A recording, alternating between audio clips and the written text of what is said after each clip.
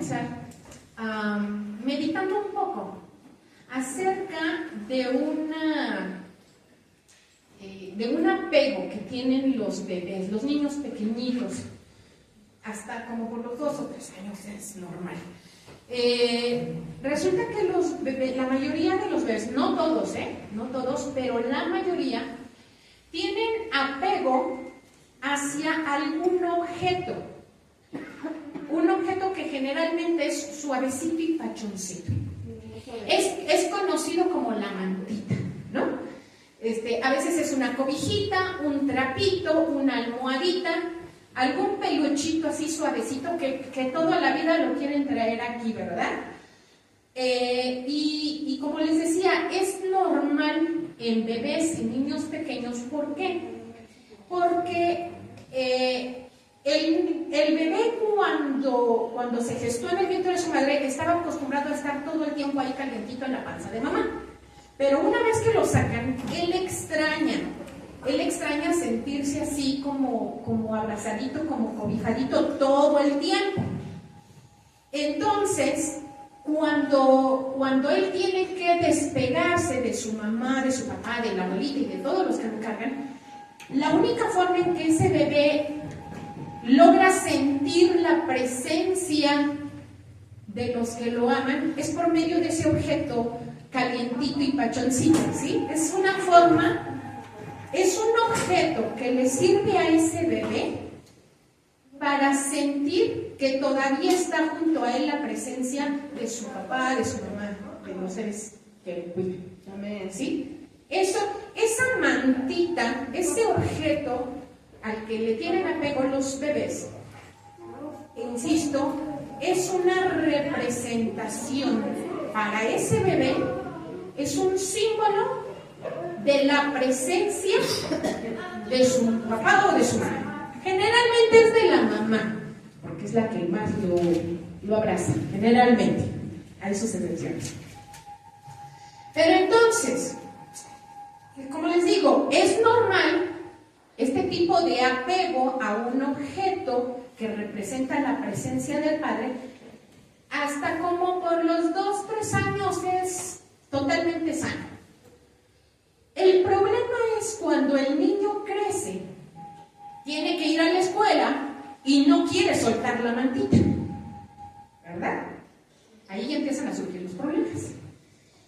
Pero los problemas son mayores cuando el niño llega a los 8 o 10 años y no puede dormir si no tiene la mantita. Ahí ya estamos hablando ya de algo que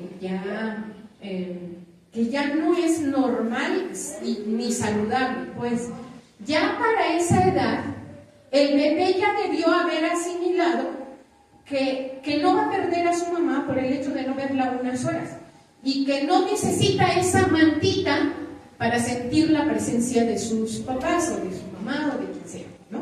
O sea, los seres humanos, conforme vamos creciendo, tenemos que ir cambiando, o sea, de este objeto concreto que para mí representa presencia, y tengo que aprender a sentir esa presencia, pero ya sin el objeto.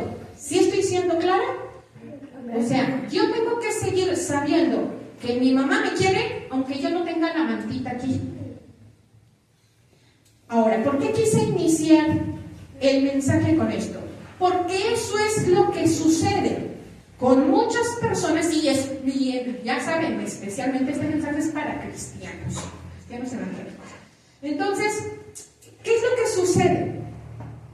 Que muchos cristianos se apegan a objetos que están relacionados con Dios y con su presencia.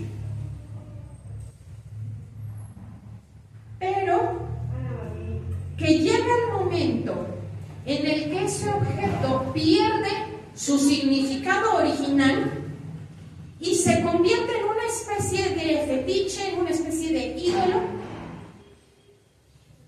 que nos vuelve dependientes emocional y espiritualmente. Entonces, como les digo, esto, pues, si eres un recién convertido, si ya tienes 10, 15 años de cristiano y sigues apegado a ciertos rituales, a ciertos objetos, no, es que si este objeto no está, el servicio no está completo. Son apegos emocionalmente y espirituales que tenemos los cristianos, pero que no son correctos delante de Dios. Le voy a pedir por favor que abran sus escrituras, la palabra de Dios, en el libro de Éxodo capítulo 25. Hoy vamos a estar hablando bastante de un objeto en particular. Y ese objeto es el arca del pacto. ¿Sí? El arca del pacto. También se le conoce como el testimonio. Así, cuando usted lea en la Biblia, es que el testimonio, sobre todo en el Antiguo Testamento, en el Pentateuco, cuando lea el testimonio, está hablando del arca. Y también se le llama el arca de Dios, se le llama el arca de poder, y también se le conoce como el arca santa o el arca del testimonio. Cualquiera de esos nombres se están refiriendo al mismo objeto. ¿Ok? Y vamos a leer aquí en Éxodo 25 cuáles fueron las instrucciones que dio ¿quién? Dios. Dios le da instrucciones a Moisés. Moisés era el profeta y el representante de Dios delante del pueblo de Israel. Dios le dice a Moisés lo que el pueblo tenía que hacer. Lee Éxodo 25 del versículo 10 en adelante. Harán también un arca de madera de acacia cuya longitud será de 2 codos y medio, su anchura de codo y medio y su altura de codo y medio. Y la cubrirás de oro puro por dentro y por fuera, y harás sobre ella una cornisa de oro alrededor. Fundirás para ella 4 anillos de oro. ¿Cuántos? 4. ¿Que pondrás en dónde?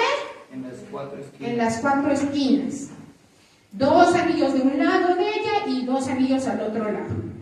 Y vas a hacer unas varas de madera de acacia, las cuales también vas a cubrir con oro, y meterás las varas por los anillos a los lados del arca. ¿Para qué cosa, hermano? Para llevar el arca. Para llevar el arca. Esto no lo perdamos de vista. Dios previó que su arca iba a ser difícil de llevar y de trasladar. Y por eso diseñó un sistema en el cual tenía ahorita vamos a ver unas ilustraciones que traje por ahí, en donde el arca tiene esos anillos, y en esos anillos se metían 2 varas largas, y con esa el arca era trasladada. Voy a continuar ahorita con la lectura y luego vemos las ilustraciones y doy la explicación más detallada. Entonces, meterás las varas para llevar el arca con ellas, y las varas quedarán en los anillos del arca y no se quitarán de ella. Y pondrás en el arca, ¿qué cosa? El testimonio. El testimonio que yo te daré. Es decir, todos aquellos elementos que le sirvieran a Dios para que el pueblo se acordara del pacto que estaba haciendo con ellos. Todos los elementos que Dios dijera, esto me lo guardas porque esto va a servir para que recuerden tal cosa, ¿sí? Eso es lo que iban a guardar. ¿En dónde? En el arca. En el arca. Bien, dice, versículo 17. Y harás un propiciatorio de oro fino, cuya longitud será de 2 codos y medio y su anchura de codo y medio. Harás también 2 querubines de oro. Note que dice querubines, no ángeles, porque no es lo mismo. Los ángeles tienen cierta semejanza humana, por decirlo así. Los querubines no, los querubines tienen 4 rostros, uno de águila, uno de cordero, el otro es de... ¿Qué pasó? Es águila, cordero, uno sí es humano y el otro es un buey, exacto. Esa es la apariencia de un querubín. Entonces usted no se imagine así angelitos tipo 14 de febrero, porque nada que ver, ¿ok? Entonces dice, harás los querubines de oro labrados a martillo, los harás en los dos extremos del propiciatorio. Ahora, el propiciatorio, hermano, ¿sabe qué era? Era la tapa del arca, era la cubierta, la tabla que iba encima. Dice, harás pues un querubín en un extremo, un querubín al otro extremo, de una pieza con el propiciatorio harás los querubines en sus dos extremos, y los querubines extenderán por encima las alas, cubriendo con sus alas el propiciatorio, sus rostros, el uno enfrente del otro, mirando hacia dónde. Es el propiciatorio. Ok, entonces miren, los querubines no estaban mirando de frente, como los ponen en la mayoría de las representaciones, ni tampoco estaban mirando para arriba, estaban mirando hacia el propiciatorio, hacia la tapa. ¿Sabe por qué estaban mirando hacia el propiciatorio? Porque estaban postrados delante de la presencia de Dios. Es una representación de eso. Entonces, dice en el versículo 21, y pondrás el propiciatorio encima del arca, y en el arca pondrás el testimonio que yo te daré. Y de allí, ¿qué cosa iba a hacer Dios desde ahí? Me declararé a ti y hablaré contigo ¿desde dónde? Desde arriba del propiciatorio. Es decir, Dios no estaba metido en la cajita, sino que en la cajita estaban los elementos del pacto, y encima de los querubines que estaban en esta posición así, encima estaba la gloria de Dios, que era la manera en como Dios se manifestaba y le hablaba, en este caso a Moisés y al sumo sacerdote, que sería Aarón, ¿verdad? Entonces dice, bien, aquí vemos unos elementos. El arca está hecha de madera de acacia. Fíjese que la madera de acacia es una madera que es más resistente que el roble, pero es lo suficientemente flexible como para no quebrarse. Pero además es una madera que es sumamente resistente, por ejemplo, a los cambios de temperatura, al frío, al calor. No se suda, no se pudre, no le salen gusanos, no se enmohece. O sea, es casi incorruptible esa madera. ¿Y de qué estaba cubierta? De oro. ¿Por qué cree que el oro es, por muchos siglos, el metal más valioso? No, porque es también así incorruptible. Porque es un metal que no se oxida, a diferencia, por ejemplo, del cobre, de otros metales que tienden a ponerse feos. El oro no. O sea, estamos hablando de oro puro, ¿no? O sea, cuando el oro está mezclado con otras cosas, pues ahí es asunto aparte. Cuando es de 5 quilates, no, bueno, pues ¿qué esperas, no? Pero el oro puro, el de 100 quilates, es un mineral sumamente precioso, por eso es tan valioso a nivel mundial y por muchos años. Bueno, los anillos en la vara, ¿para qué cree que eran esos anillos y esas varas? Hermano, ahora sí, si me puedes poner por favor la primera imagen, por favor. Esa mira. Aquí, como usted puede ver, ahí están los anillos y ahí estaba metido una vara, y luego en la parte de atrás estaba la otra vara metida en los otros anillos. Puede ver ahí que el propiciatorio, es decir, la tapita, está colocada encima, y ahí vienen las medidas, yo se las puse. En la Biblia utilizan las medidas antiguas, que eran codos. Un codo, hermano, es desde la punta de este dedo hasta aquí. Pero bueno, como cada quien tiene brazos de diferente medida, había unos más largos que otros, se eligió una medida promedio. Y la medida que se consideraba un codo era de 45 centímetros. Entonces, si un codo es 45 centímetros, 2 codos y medio de largo nos da 1.12 centímetros. Digo, es una medida así aprox, ¿no? Y 1,5 codos de ancho y 1,5 codos de alto, que esos son 67.5 centímetros. Como la medida es aproximada, yo aquí estoy viendo que casi son los 70 centímetros, lo cual me casa, porque el 70 es un número perfecto delante de Dios. Pero bueno, esas son sus dimensiones. Ya les dije lo de los anillos.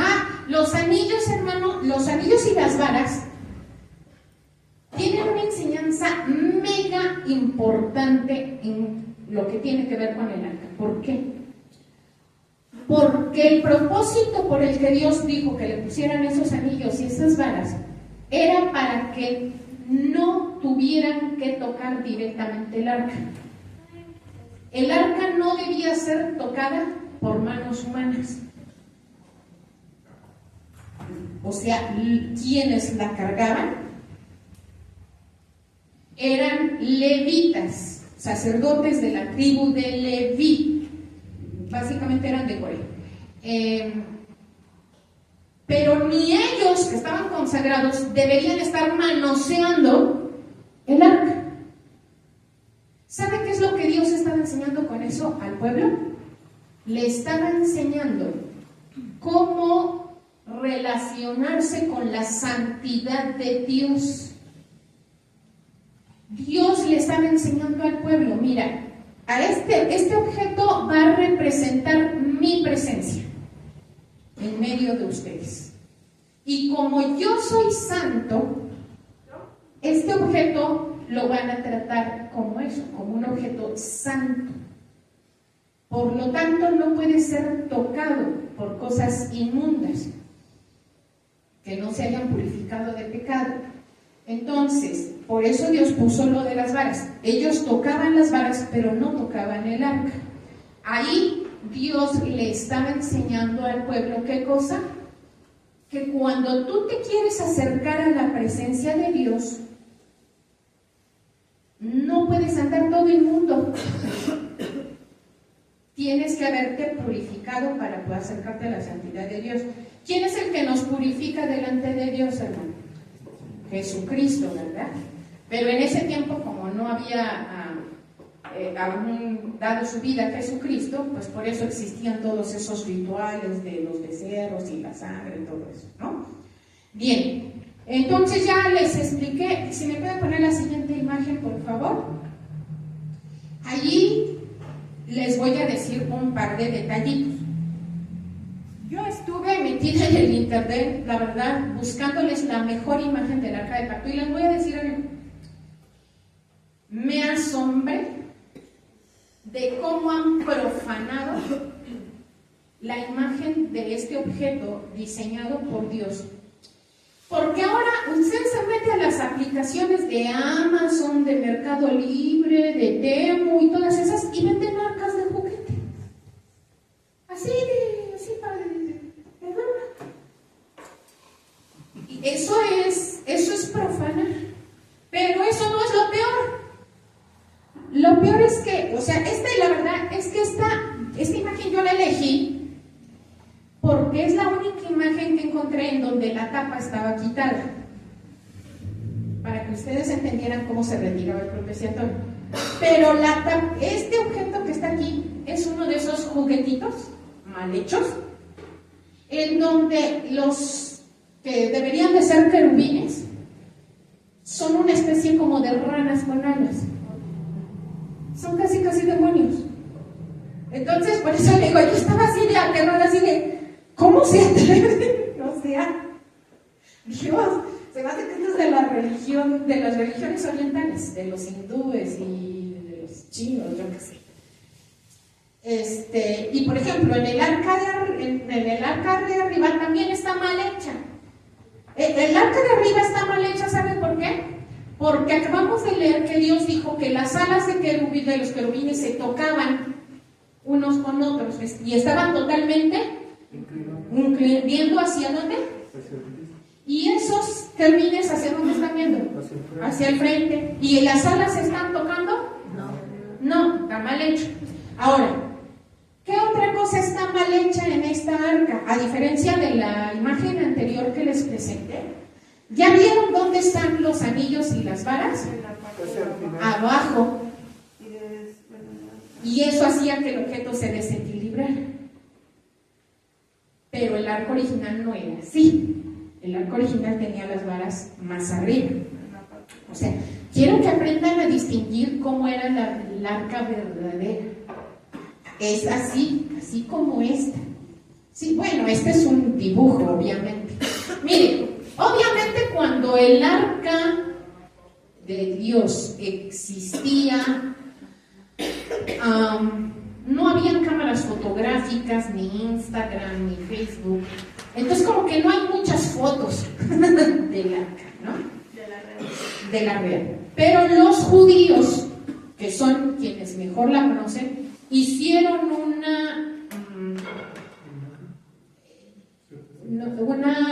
una copia, que dicen ellos que es la copia igualita, pero obviamente no es el objeto original. Pero ellos hicieron esa copia. A ver, vamos a pasarle a la tercera imagen, por favor. Así es como quedaba el arca metida en un lugar especial. Es que traigo aquí todos los textos, si quieren ahorita se los menciones, pero no los vamos a leer porque ya saben que yo soy de carrera larga y me aviento prédicas de 3 horas, ¿no? Entonces, por eso no leo todos los textos, porque si no, mi hermano nos amanecemos aquí. Pero Dios, cuando ya se edificó el tabernáculo, dividió el tabernáculo en 3 partes. El atrio, que haga de cuenta que era la parte de allá con las escaleras, ¿no? Que a ese lugar podía entrar todo el mundo a ofrecer su sacrificio. Luego estaba el lugar santo, a donde solo podían entrar los levitas y sacerdotes. Y luego estaba el velo, el famosísimo velo.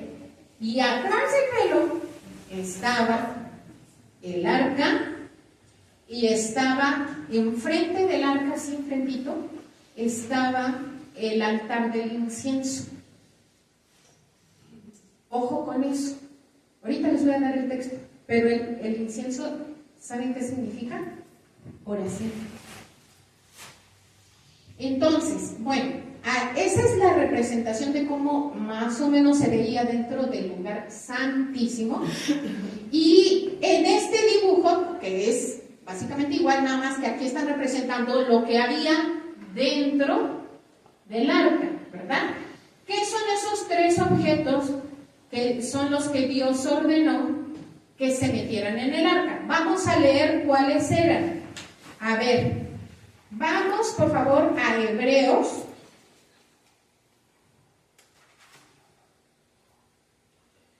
Capítulo 9. Ya saben que para variar me pongo a hablar, me adelanto y luego pierdo las hojas. Pero es Hebreos 9. ¿Dónde se me perdió?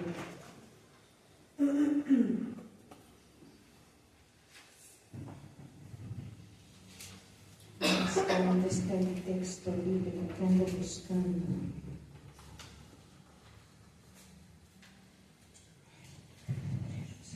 Por completo. Aunque dice lo de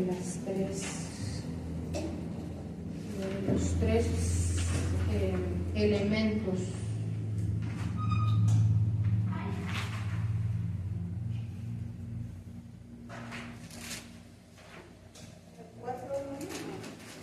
¿Es 9:4? Sí, ¿verdad? Sí. Sí, exacto, hermana, por favor. Es que yo lo traía aquí escrito, pero ya sabes, se me pierden siempre. Por favor, hermana, pero así bien fuerte que se oiga hasta acá. Hebreos 9:4.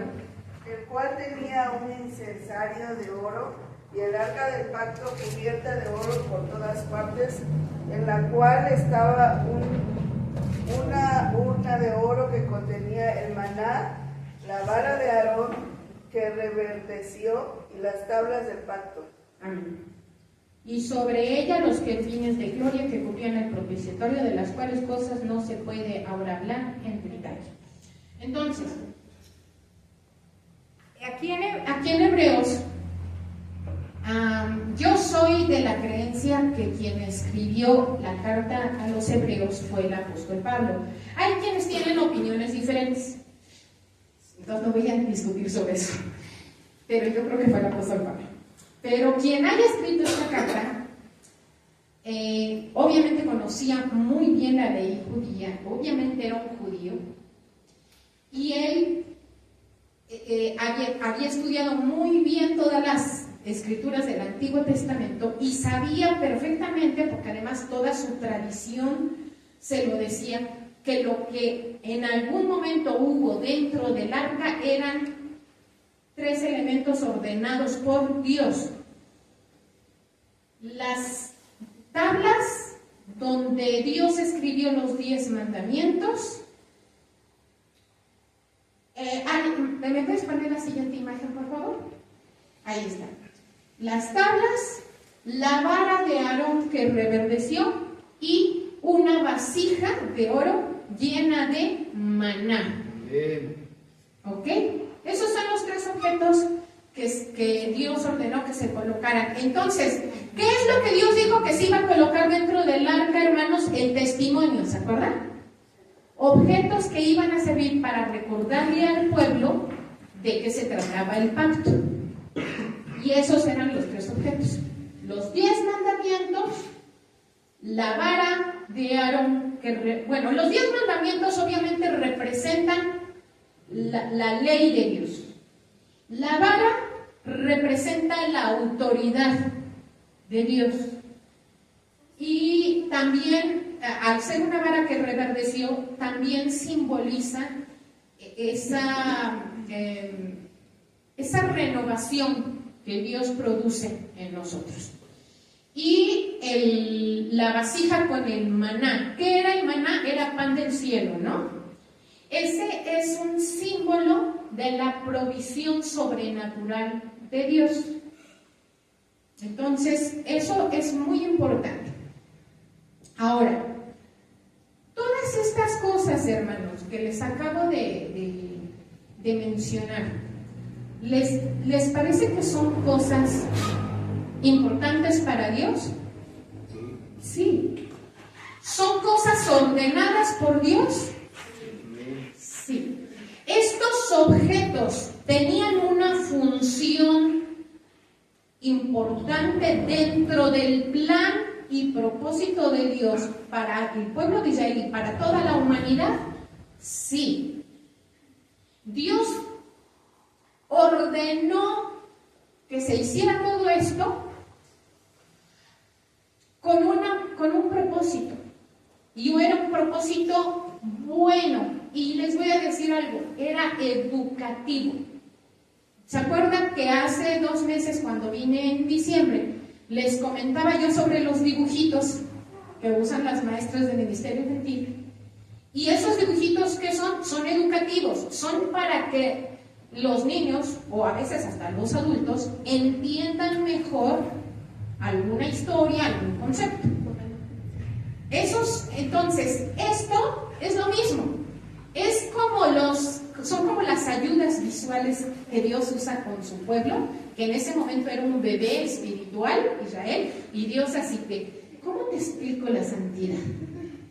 Ya sé, con un arca. ¿Cómo te explico mi provisión sobrenatural? Te voy a enviar maná y te voy a pedir que lo guardes y que recuerdes siempre que aún en medio del desierto yo soy tu proveedor. Entonces Dios utilizó estos elementos para irle enseñando cosas espirituales a su pueblo. Todo esto estaba metido dentro de un objeto que era básicamente un cofre, una caja, ya vimos, hecha de madera de acacia, forrada de oro,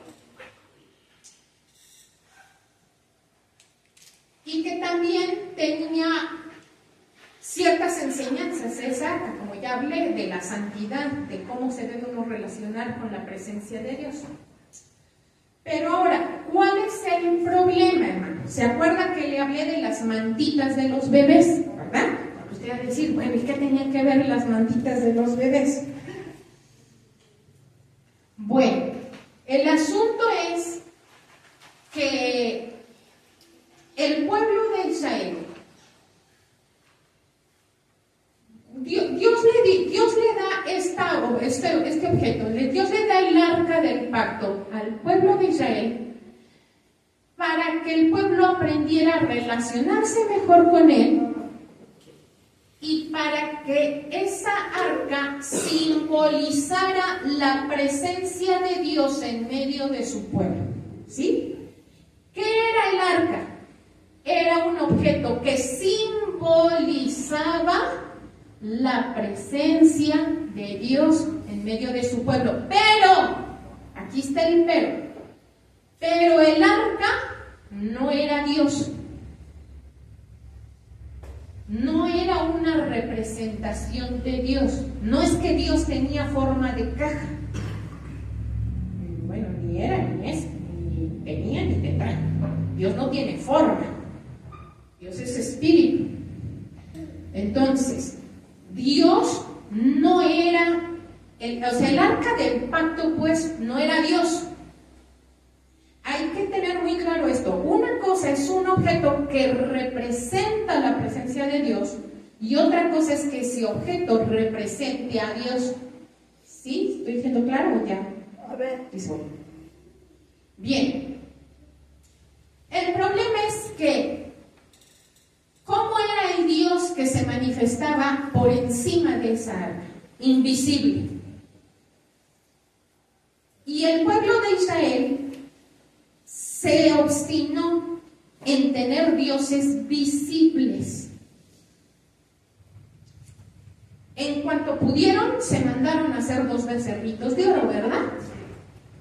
Es más, le voy a decir algo, lo de los becerros de oro pasó antes de que se hiciera el arca, porque justamente cuando Dios le estaba revelando a Moisés todo lo del arca y lo de las medidas de los trajes de los sacerdotes, mientras Moisés estaba 40 días allá en el Sinaí recibiendo todo esto que leímos del Éxodo 25, mientras él estaba arriba, el pueblo estaba abajo juntando anillos para hacer becerros. Entonces, sabemos que Dios es omnisciente y que Él ya sabe no solamente lo que hicimos y lo que estamos haciendo, sino lo que haremos en el futuro.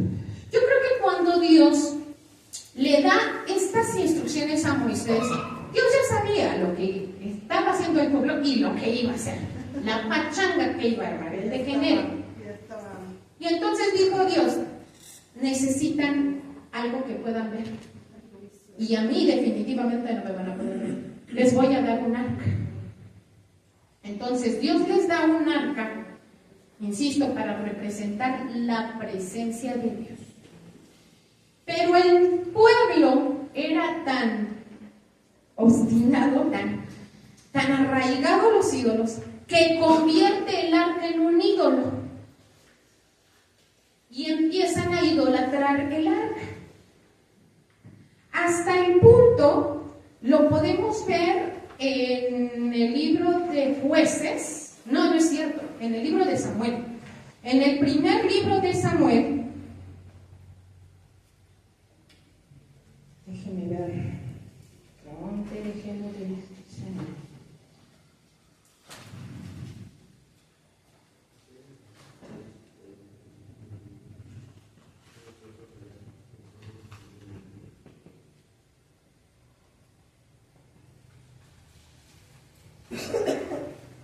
aquí está, sí. El pueblo de Israel, en vez de creer en lo que no veían, en un Dios invisible, se obstinaron en tener dioses visibles como los otros pueblos. Aquí está, en el primer libro de Samuel, capítulo 4. ¿Qué es lo que hacen? Lo que yo les decía al principio en la introducción. Los cristianos y todos los seres humanos tenemos la tendencia a convertir los objetos santos en amuletos con cierto poder. ¿Se acuerdan que en el mensaje anterior hablábamos de eso? Hablábamos de cómo hay gente que, por ejemplo, idolatra la Biblia o las figuras de ángeles inclusive hasta este púlpito lo pueden idolatrar. No, es que ahí se comparte la palabra de Dios es santo. No es así. Lo santo es la palabra, no el objeto. Entonces, en el primer libro de Samuel 4, no lo voy a leer toda la historia, pero está desde el versículo 3 hasta el 17. Déjenme ver qué parte vamos a leer. Bueno, ¿cuál es el asunto? El pueblo de Israel tenía un pleito con quienes creen, con los filisteos, ¿no? Dios había permitido que los filisteos los oprimieran. ¿Sabe por qué? Porque el pueblo de Israel se había alejado de Dios y estaban adorando ídolos paganos. ¿Sí? Ya saben, que Moloch, que Tamuz, que ¿cómo se llamaba el otro? ¿Cuál? Ajá. Farfán, sí, exacto. Bueno, había varios ídolos que tenían todas las naciones de alrededor. Israel había adoptado esos ídolos. Balaam, ese es el que se me estaba escapando, Balaam, que significa Señor. Sí, bien, ¿cuál es el punto? Israel, el pueblo de Israel, tenía la loca idea de que podía adorar dioses falsos, dioses de otros pueblos, dioses que sí se veían, porque sí tenían sus figuritas, pero Dios los tenía que seguir protegiendo. O sea, no importa si yo te soy infiel, tú como eres mi Dios de planta, ahora sí que como dicen por ahí los infieles, literal, los infieles. Tú eres la catedral, ellos son capillitas, ¿no? Sí, literal, eso hacían los israelitas. Oh, mira, Señor, tú eres el principal. Y entonces somos tu responsabilidad principal. Se supone que somos tu pueblo elegido. Entonces tú encárgate de cuidarnos, de proveernos, y ya lo que nosotros hagamos ya no es cosa tuya, ¿no? Entonces, obviamente, pues con Dios no se juega así. ¿Y Dios qué hace? Dejó que los enemigos los hicieran trocitos, ¿no? Entonces, en esta ocasión, ellos se van a una guerra contra los filisteos, y los filisteos les empiezan a ganar. O sea, en ese momento el ejército israelita no era invencible. ¿Por qué? Porque no tenían el respaldo de Dios. Entonces empiezan a ganar los filisteos y a los israelitas se les prende el foco. Oye, es que no trajiste el amuleto de la buena suerte, el que nos da las victorias en las guerras. Traigan el arca. O sea, vean hasta qué grado ellos habían rebajado el arca de Dios. O sea, número uno, idolatraban el objeto. O sea, ellos en ningún momento se postraron y dijeron, Señor, queremos tu presencia entre nosotros. No. Ellos dijeron, queremos la cajita. O sea, no queremos a Dios, queremos la cajita, que sabemos que cuando está con nosotros nos victoria segura. O sea, la consideraban un amuleto de la buena suerte, literal. ¿Y qué sucede? Pues que Dios dice, pues va la caja vacía porque mi gloria no va ahí. Mi presencia no está en esa caja. ¿Y qué pasa? Que los filisteos los derrotan, los hacen añicos y encima de todo se roban el arca. Ay, ahora sí. Ese objeto, el arca, ¿quién había ordenado que la hicieran? Dios. ¿Era un objeto útil para Dios? Sí. ¿Había sido un objeto santo? embargo, el pueblo lo profanó, lo convirtió en algo que, pues no, era un ídolo, literalmente un ídolo de la buena suerte, del que nos da, el que desata el poder divino, ¿no? El que nos da la victoria. Y entonces Dios dice, pues yo no estoy ahí, ¿no? Esta historia es súper buena porque el arca de Dios se la llevan los filisteos. Me parece que 7 meses permanece el arca de Dios en tierra filistea. Se la van rolando por todas las ciudades porque ninguna ciudad la soportaba. Porque a donde ponían el arca de Dios, Dios destrozaba los ídolos paganos. O sea, fíjese, en la misma arca que no defendió a los israelitas en la guerra y que no les dio la victoria, esa misma arca, cuando llegó a tierra de enemiga, hizo que todos los ídolos cayeran ante sus pies. Porque Dios es soberano para manifestarse, discúlpenme lo que voy a decir, cuando a Él se le dé la gana. No cuando nosotros nos sentimos dueños de, es que esta cajita me pertenece a mí y yo le digo cuándo actuar y cuándo no. Eso es idolatría pura. El pueblo había convertido a Dios, al que diga, el arca, esa arca que representaba la presencia de Dios, en un fetiche. Así como los bebés agarran esa mantita que en un momento representó la presencia y la presencia de mamá, pero después ya solo un fetiche es de que no, es que si no tengo a mi cobijita no me duermo, y hace su berrinchazo a los 8 años, así de, ay, no inventes, ¿no? O sea, ya no estamos para eso, mijo. O sea, a los 3 años te la paso, a los 10 ya no, ¿no? Eso es lo mismo que hizo el pueblo de Dios. Y le voy a decir algo, es lo mismo que hacemos los cristianos. Tal vez no lo hacemos con el arca, porque el arca está desaparecida, gracias a Dios. Para mí que los judíos la tienen bien escondida. Pero no importa dónde la tengan. De hecho, ni los judíos la pueden sacar porque todo parece indicar, la versión más creíble es que cuando el rey Nabucodonosor iba a tomar la ciudad de Jerusalén y pues sí, todos los judíos sobrevivientes hasta ese momento sabían que era inminente la entrada del ejército de Babilonia y la destrucción de Jerusalén. Abajo del templo de Jerusalén habían muchos túneles, así subterráneos, por debajo de la ciudad.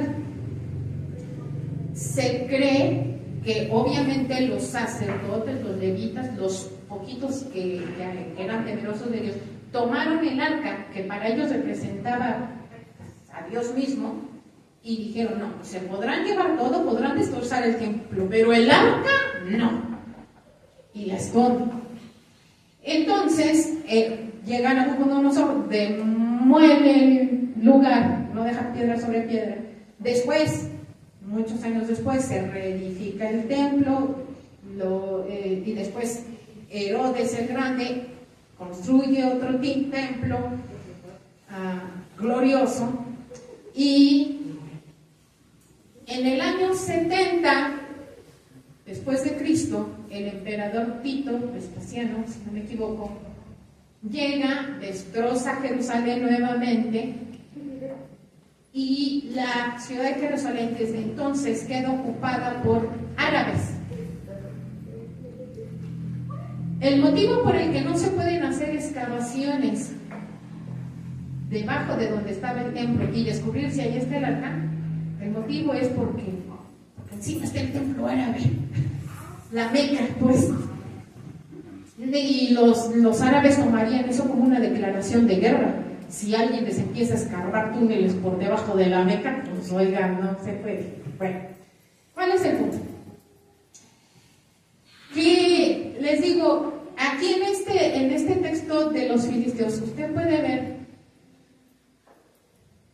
la soberanía de Dios, pero sí el poder que Dios manifestaba a través de su arca. O sea, Dios sí decía, a donde esté mi arca, ningún ídolo cerca, y a todos los ídolos de los filisteos los mochó, ¿no? Hasta que los filisteos dicen, no, papás, regrésensela a los judíos, ¿no? Y regresan. Bueno, ¿cuál es el punto, hermano? Que así como los judíos convirtieron en un ídolo esa arca, que era algo santo, consagrado a Dios, muchas veces los cristianos, ¿saben qué convertimos en ídolo? El servicio a Dios, los rituales religiosos, porque los cristianos tenemos rituales religiosos. Por ejemplo, recoger las ofrendas, por ejemplo, no sé, predicar la palabra, tener un tiempo de alabanza, todo eso son rituales religiosos, hermano. Visitar enfermos, huérfanos, son cosas religiosas. Son cosas malas las que acabo de mencionar: alabar a Dios, predicar, dar diezmos o recoger ofrendas. ¿Estas son cosas malas que Dios las prohíbe? No. El problema es cuando convertimos esas cosas en fetiches, en cosas a las que nos aferramos como a esa mantita de bebé, de que no, es que esto no me lo quita por nada, porque sin eso no está la gloria de Dios. ¡Mentira! Dios no necesita ni un arca para manifestar su gloria. Esa solo era una representación, era una ayuda visual para que entendiéramos una lección. Pero insisto, a los seres humanos nos encanta idolatrar todo, sobre todo lo que está mencionado en la Biblia. No, es que si es el arca, está mencionada en la Biblia. No, yo quiero una así en la entrada de mi casa, para que esté ahí la presencia de Dios. Ay, hermano, te acabo de explicar que esos juguetitos ni siquiera están bien hechos. Esos que venden en Temu y eso, no los compren. No hagan eso. No, están mal hechos, son una blasfemia, es profanar los objetos que Dios... ¿La puede ungir el pastor? Oh. ¿Sabe qué? Que no hay poder que tenga el pastor si no es Dios quien unge. Amén. Y no creo que Dios quiera ungir ese tipo de juguetitos solo para promover más nuestra insensatez de tener objetos que para nosotros son santos. Dios no va a promover la idolatría. Es totalmente antibíblico. Dios no va a santificar un objeto nada más para que nosotros sintamos que tenemos un pedacito de Dios en nuestra casa. Y ahorita me voy a entrar, estoy en el primer punto, hermanos, es la parte fuerte, pero ahorita voy a entrar al segundo punto, que está glorioso, y ahí usted va a entender cómo es que Dios de verdad quiere manifestarse a través de los que ahora somos cristianos, que somos los hijos de Dios, ¿sí? Pero el punto es que Dios llega a un momento en el que le reclama al pueblo de Israel, ¿sabe qué cosa? Haber estado cargando 40 años el arca del pacto. ¿En dónde? En el desierto, ¿se acuerdan? Que pagaron 40 años. Si quieren, ponga la siguiente imagen, la de los levitas cargando. Aquí es la que apareció hace rato. Ahí es 40 años. Por cierto, es un detalle importante, se me estaba pasando. ¿En dónde tenían que poner las varas? Sobre los hombros. Grábense eso porque al ratito voy a retomar eso. Hay representaciones, por cierto, también hay dibujitos de los sacerdotes cargando la arca, en donde la llevan así como que fuera mochila. No inventes. Es que no es así. Es que Dios ordenó en su palabra que era sobre los hombros. ¿Sabe qué son los hombros en el ser humano? Son la parte más fuerte, la que puede soportar más peso. Son los hombros, la espalda. Bueno, me voy a adelantar un poquitito. Ahora sí. Mire, puse yo aquí. Cuando alguien pierde de vista la gloria y la grandeza de Dios, se vuelve idólatra, porque cualquier cosa lo deslumbra. Pero cuando alguien vive viendo la grandeza y perfección de Dios, todo lo demás se vuelve insignificante, porque se da cuenta de que lo único que verdaderamente importante es engrandecer a Dios y a su reino. El pueblo de Israel dejó de ver la gloria de Dios y comenzó a ver solamente un objeto lejano e intocable. Ahora, dice en Amós 5, 25 y 26. Amós 5. Amós es el libro que se los aseguro que sí está, y está en el Antiguo Testamento, está entre Salmos y Mateo. Está el libro del profeta Amós, capítulo 5, versículos 25 al 26, leo. Dice, fíjese lo que Dios les reclama a los israelitas. Dice, me ofrecisteis sacrificios y ofrendas en el desierto en 40 años, oh casa de Israel. Antes bien, llevasteis el tabernáculo de ¿quién? De Moloc y Tómala. Dice Dios, esa caja hace muchos años que dejó de representarme a mí.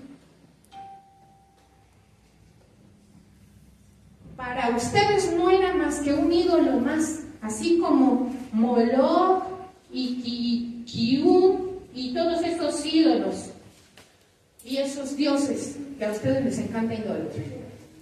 Ahora, vuelvo al punto de los cristianos. Los israelitas son historia pasada. Queremos enseñanzas para el presente.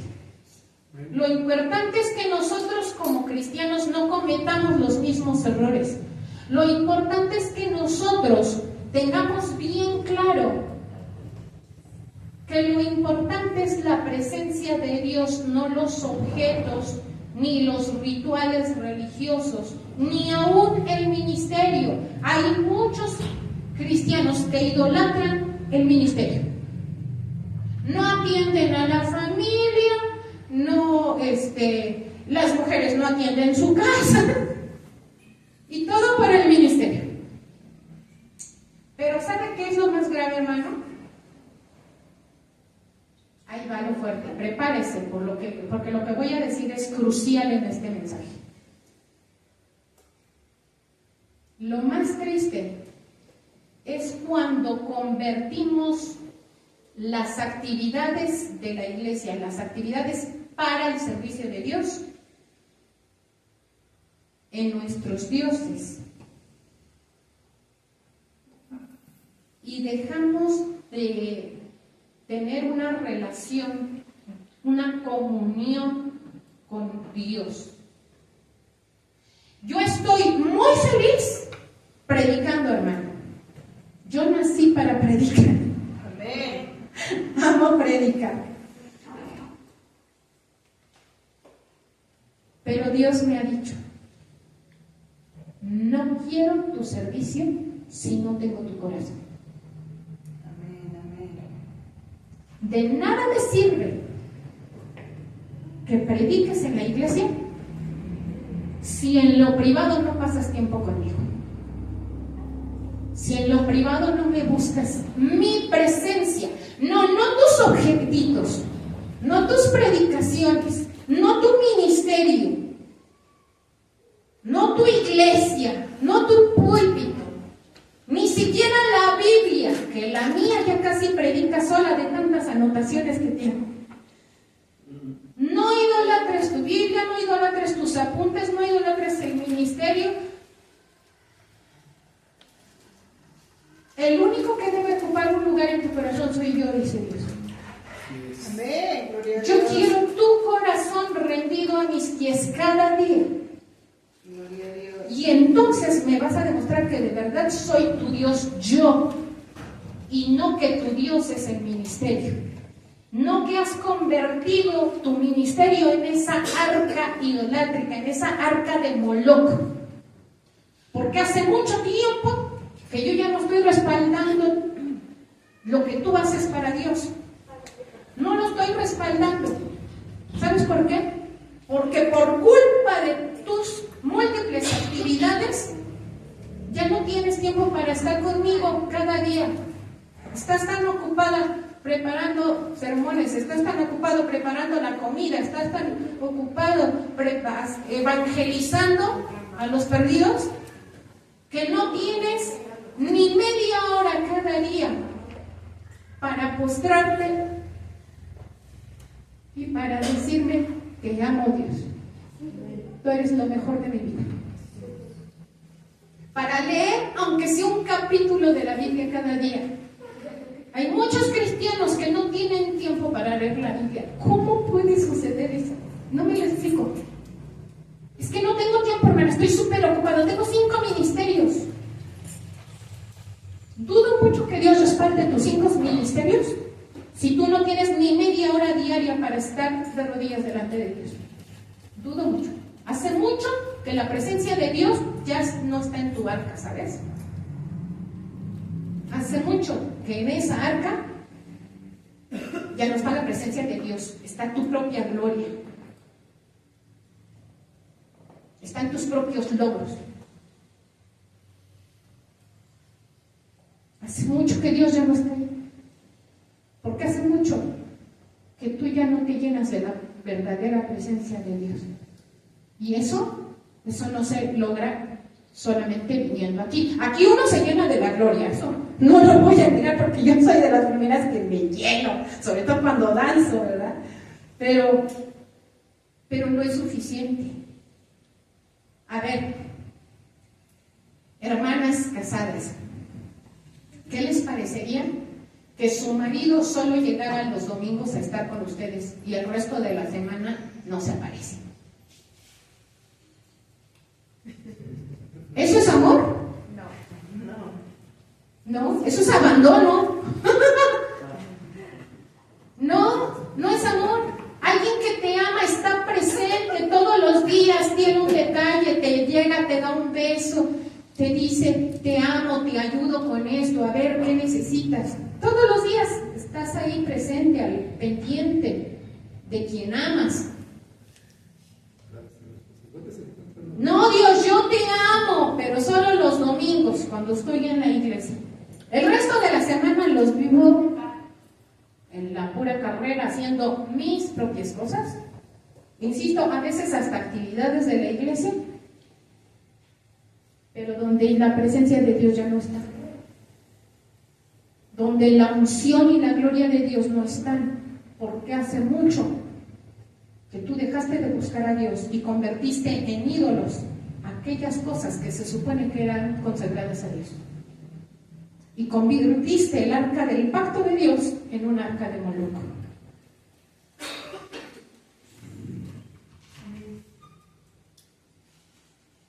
La palabra que Dios me dio para este primer punto fue: hoy es un día de soltar arcas idolátricas. Todo aquello que nos esté generando orgullo y que digamos, no, esto no lo suelto porque esto es lo que me hace sentir importante. Suéltalo. Porque lo único que debe llenar tu corazón y lo único que te debe hacer que te sientas importante es la presencia de Dios en tu vida.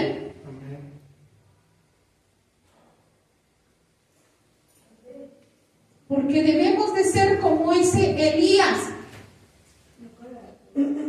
¿Cuál era la frase? Era: vive el Señor en cuya presencia estuve el domingo. No, en cuya presencia estoy. ¿Cuándo? Cada día. A la hora que tú me encuentres, estoy en la presencia de Dios. Esa era el nivel de gloria que cargaba el profeta. O sea, no importa qué hora lo encontraras, y él te decía: vive el Señor, en cuya presencia estoy. Y sé que estoy porque lo estoy viendo. Y ese es el nivel que debemos de tener todos los hijos de Dios. Debemos vivir cada día en la presencia de Dios. Y no solo cuando hay reunión, no solo cuando estamos ejerciendo un ministerio. Dios quiere que dejemos de cargar arcas de Moloch y quiere que empecemos a cargar, ¿sabe qué cosa? Gloria y poder de Dios verdaderos. Dice, es que aquí ya saben que me pierdo. Ok, ¿cuál es el punto? Vamos a irnos con los simbolismos del arca del pacto. Simbolismos espirituales.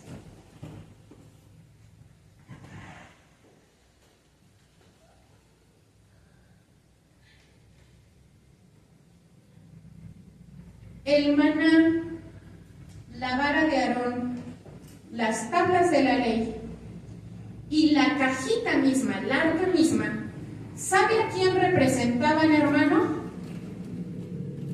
A Jesucristo. Amén. Jesucristo es el maná, es el pan de vida. Amén. Jesucristo es el sumo sacerdote, la vara de Aarón. Jesucristo es la palabra viva de Dios, lo dice en Juan 1:3, creo. Juan 1:3, donde dice que el verbo se hizo carne.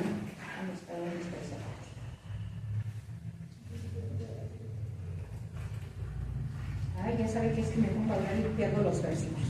Pero bueno, es Juan 1:3, donde dice que aquel verbo se hizo carne y vimos su gloria como del unigénito de Dios. ¿Sí? ¿Quién es la palabra de Dios hecha carne, hermano? Jesucristo. ¿Quién es la expresión máxima, el simbolismo máximo del arca del pacto? Es Jesucristo. Jesucristo. A ver, pero vámonos poquito a poco. Es que aquí me voy a meter a puros simbolismos espirituales. El arca, ¿a quién representaba? A Jesús. Ahora, en el Nuevo Testamento,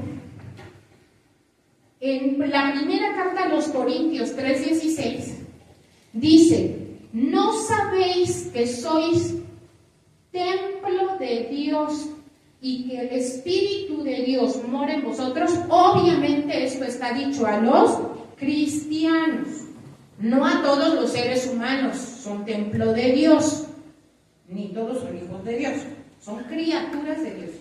¿Sí? Son criaturas, creación de Dios, pero no son hijos. Hijos son solamente aquellos que aceptan a Jesucristo como Salvador y que son adoptados como hijos. ¿Okay? Nosotros somos hijos adoptados. Entonces, los que somos hijos de Dios, dice aquí en la primera carta a los Corintios, que ahora somos, ¿qué cosa? Templo. A ver, ahí. Por eso le digo, vámonos despacio, porque aquí hay mucha, es que hay tanta riqueza que me emociona. ¿En dónde se guardaba, en dónde les dije que se colocaba el arca? En el templo. ¿En qué parte del templo? En la más santa. En la más santa, en el lugar santísimo. O sea, atrio que significa patio, lugar santo, lugar santísimo. ¿En dónde estaba el arca? En el santísimo.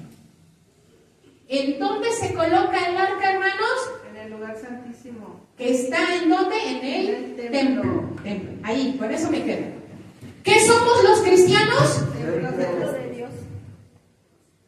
No, ahora nosotros somos el templo. No importa si Tito Vespasiano destruyó el templo de Jerusalén. ¿Quiénes somos el templo ahora? Nosotros mismos. Los hijos de Dios, los cristianos. Los hijos de Dios.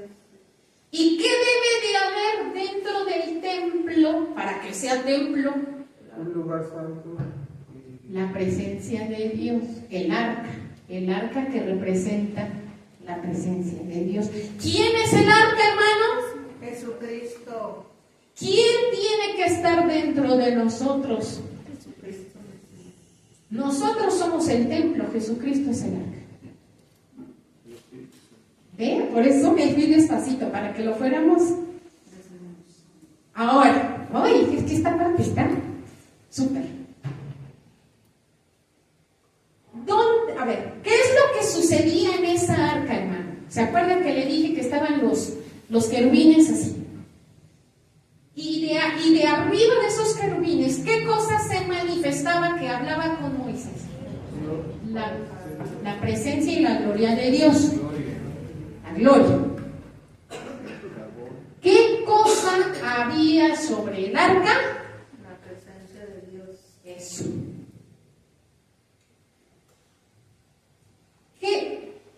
¿Qué debemos de cargar nosotros? ¿Qué debe de haber dentro de nosotros? La presencia de Dios.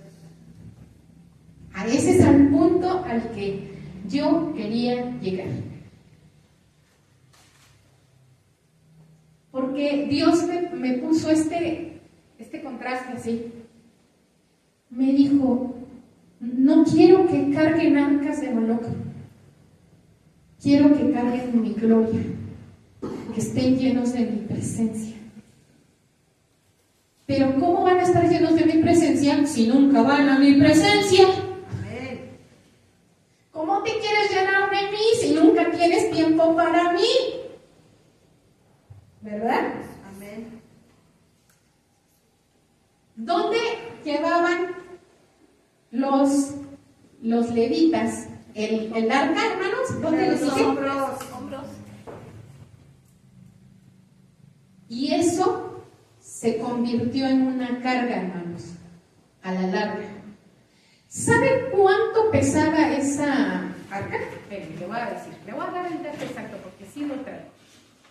Se calcula, la Biblia no lo dice, pero calculando el peso de la madera, el peso del oro, las varas y todo lo demás, los especialistas calculan, esperen, ya saben que se me pierden las hojas, pero aquí está todo. Aquí está. El peso del arca se calcula que era 130 kilos. Aprox. Insisto, esto no es tan la Biblia, es un cálculo. 130 kilos, hermano. Por eso tenía que ser llevada entre 4. Pero ¿usted se imagina el peso de eso? O sea, yo sé que hay personas que pesan eso, personas que están así muy cortas. 130 kilos. Es mucho peso, hermano. 130 kilos no es cualquier cosa. Es como 2 Sandras Guillén. Yo peso aprox 60. No, porque yo peso como 60 kilos por ahí, 60, 62, por ahí. Por 2, 120. O sea, 2 Sandra Guillén más la maleta. Más la maleta de Sandra Guillén. Imagínense, o sea, ¿qué representaba llevar esa carga sobre los hombros? Una carga pesada. ¿Saben qué es lo hermoso? Que ahora el pueblo de Dios ya no tenemos que llevar el arca sobre los hombros. Porque ahora, ¿dónde está, hermano? Está en el corazón. Porque Dios no quiere ser una carga. Entonces, Dios quiere ser un anhelo en nuestra vida. Amén, aleluya. Dios quiere que lo anhelemos con todo nuestro ser. Y que no haya nada que nos impida estar en su presencia. Amén, amén. Le voy a contar un testimonio que tiene que ver con mi búsqueda de la presencia de Dios. Yo tengo muchos años de de haber entendido que a Dios le agrada que le dancemos. Ustedes me han visto danzar y saben. Amén, gloria a Dios. Saben que hay 3 cosas que me apasionan a mí: enseñar, predicar y danzar para Dios. Son mis 3 pasiones, así de quítenme lo que sea menos de esas 3 cosas. No me importa quedarme sin comer, pero no me quedo sin danzar. Solo dejo de danzar cuando voy a predicar, porque es mi otra pasión. Pero les voy a platicar. Esto sucedió hace ya varios años. En una iglesia en la que estuve, una hermana cristiana, pero de esas con el espíritu de Mical, de la esposa de David. ¿Se acuerda? La primera esposa de David, la hija de Saúl. ¿Y se acuerda qué hizo David cuando introdujo el arca a Jerusalén? No sé si danzó tan loco como Sandra Guillén o peor, pero estuvo fuerte el asunto, lo suficientemente fuerte para que le dije, no, ¡ay! ¿Qué debe decir las damas de la sociedad? ¿No? Más o menos así que el asunto. Pues esta hermana le molestaba, le incomodaba mi forma de danzar. Ustedes me han visto danzar y saben que soy extremadamente expresiva al danzar. ¿Saben por qué soy tan expresiva?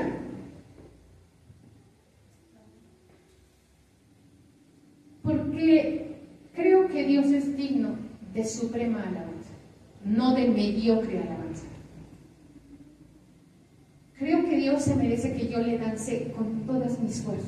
Y sin importar si me despeino, si se me zafa la blusa, si se me nota la panza, si me caigo, sí, o sea, no me importa, no me importa. La gloria que yo toco cuando danzo, hermano, no me la roba ninguna caída, ninguna torcedura, ningún chisme, ningún juicio, ninguna crítica. Ay, mira la hermana cómo danza. Nada de eso me va a robar la gloria de estar. Bueno, les voy a decir qué pasó. Esta hermana tuvo la osadía y la insensatez de grabarme, hermana. O sea, no como aquí que se graba el tiempo de alabanza y salimos todos, ¿no? En algún momento ahí, por ahí aparece mi mano y así.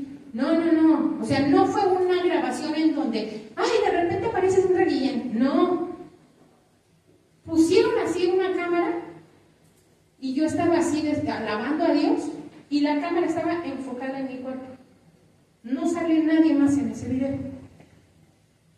Me grabó exclusivamente a mí danzando. Y después fue y me mostró el video. Me dijo, mira, para que te veas cómo te ves cuando danzas.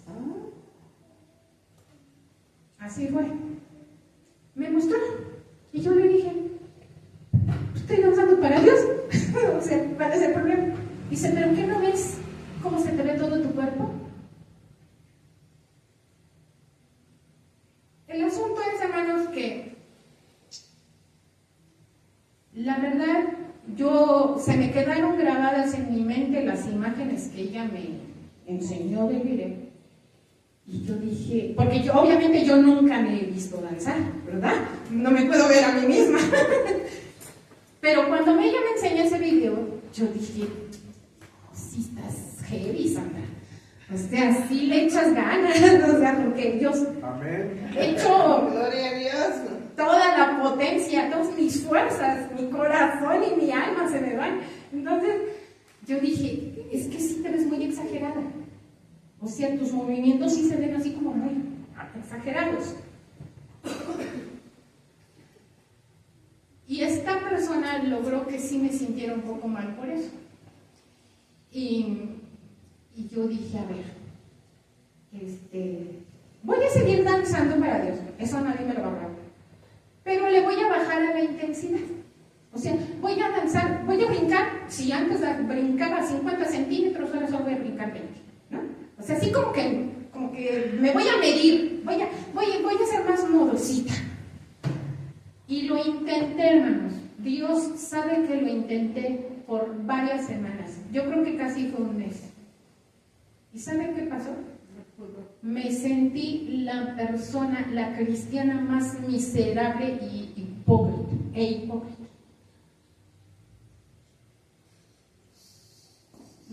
Yo dije, ni estoy o sea, siento que ni estoy tocando la presencia de Dios con mi hipocresía, con mi, no se me vaya a levantar 5 centímetros más la falda.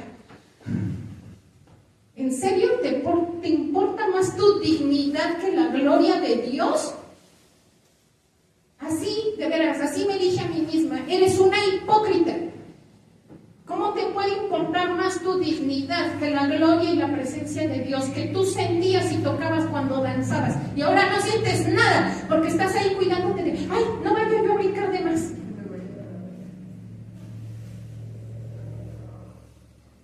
No aguanté, hermano. Bueno, aguanté, les digo, como 3, 4 semanas, no sé cuánto aguanté y dije, no, a volar. A volar con los prejuicios de esa mujer y con los míos. Los pocos que yo tenía, ¿verdad? Porque ya no tenía tantos como los de ella. Pero dije, a volar. Dios es digno de que se le alabe con todas nuestras fuerzas, con toda nuestra pasión. Gloria a Dios, amén. ¿Por qué le cuento este testimonio? Porque le digo, porque son formas en como nosotros le demostramos a Dios que lo amamos y que Él es el centro de nuestra vida. Amén, y que no idolatro mi presencia, que no idolatro mi apariencia delante de los demás. Si yo por verme bien delante de los demás no adoro a Dios con todas mis fuerzas, no sé quién estoy queriendo engañar. Pero me estoy autorrobando, me estoy autosaboteando. Porque se los dice alguien que tengo ya muchos años de danzar. Cuando uno le danza a Dios con todo el corazón y con todas las fuerzas, uno sale de aquí lleno, fortalecido, ungido, con el diablo debajo de mis pies. Amén. Gloria a Dios. Y yo dudo mucho que alguien que nada más viene, sí, aleluya, aleluya. Yo dudo que alguien que hace eso salga con esa gloria, con esa unción y con esa presencia. Si usted va a hacer algo para Dios, hágalo con todas sus fuerzas. Amén. Porque Dios es digno de suprema alabanza. Si usted va a orar, póstrese y que se le salgan los mocos. Hágalo de corazón, no así de, no me vayan a ver que lloro y soy hombre. A volar con las apariencias, con los prejuicios y con los convencionalismos de la sociedad. A volar. La mujer llena de prejuicios de David quedó estéril por juzgar a un hombre que danzó delante de la presencia de Dios. Amén. Ella quedó estéril. El rey tuvo un chorrocientos hijos. Es decir, no con eso.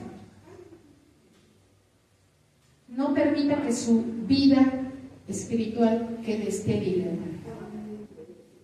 Amén. Por estar lleno de prejuicios y por andar idolatrando es que me van a, es que ¿qué van a decir? Que se me movió más la llantita. ¿Qué importa tu llanta? Les decía yo hace rato que cuando uno vive como el profeta en la presencia de Dios, cuando uno no ve a Dios cada domingo, sino cuando de veras puedes decir, vive el Señor en cuya presencia estoy. Cuando vives viendo su grandeza, su gloria, su magnificencia, cuando vives viendo eso y de repente te dicen, ay no, es que se te arrugó la falda. ¿Y eso en qué me roba la salvación? ¿Eso en qué me impide hacer la obra de Dios? ¿Eso en qué me impide amar a Dios, alabar a Dios? En nada. Son puras tonterías. Cuando uno ve la grandeza de Dios vuelve tan pequeño, hermano. Todas esas cosas que decimos, ay, no, qué pena. Es tan insignificantes las cosas que nos dan pena y que nos preocupan, son tan insignificantes comparadas con la grandeza y la gloria de Dios, que ni siquiera deberíamos de considerar la opción de cambiar una cosa por la otra. Por eso les quise contar mi testimonio, porque creo que enseña mucho sobre ese tema, ¿no? A mí, en su tiempo me enseñó, y ya saben que yo sigo danzando toda loca, aunque pierda la compostura. ¿Verdad? No, la alabanza de hoy estuvo, pero que ni mandada hacer. Dios nos conectó, la alabanza con la predicación, ¿eh? Estábamos más que conectados. Amén, gloria a Dios. Bueno, ahora vamos ya a culminar, ahora sí ya el mensaje.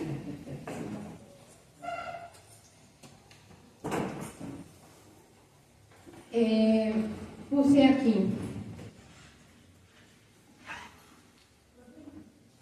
¿Se acuerdan qué les dije que había delante del arca del pacto? El altar del incienso. Y el altar del incienso, según el libro de Apocalipsis, representa la oración de los santos. El incienso representa oración. Por eso les decía, es que las formas de entrar en la presencia de Dios, de llenarse de la gloria de Dios, para poder cargar gloria de Dios y no arcas de Moloch, es, ¿qué debe de haber delante de ti? Oración. Es que lo puse aquí. Debemos llenarnos cada día de la presencia de Dios, esforzarnos cada día en cada situación en discernir su voz y su voluntad. Debemos orar para entregar toda carga y también pedirle que su Espíritu Santo llene nuestra vida con su unción. Y puse aquí.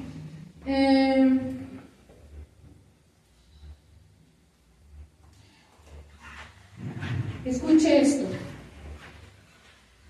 Viva siempre en la presencia de Dios. Nunca se conforme a solo estar con Dios de vez en cuando. Nunca se conforme solamente a ser un hijo de Dios o a ser un servidor de Dios. No se conforme con eso. Viva como un templo de Dios. Amén, gloria a Dios. En el cual hay un arca sobre la cual posa la gloria de Dios. Amén.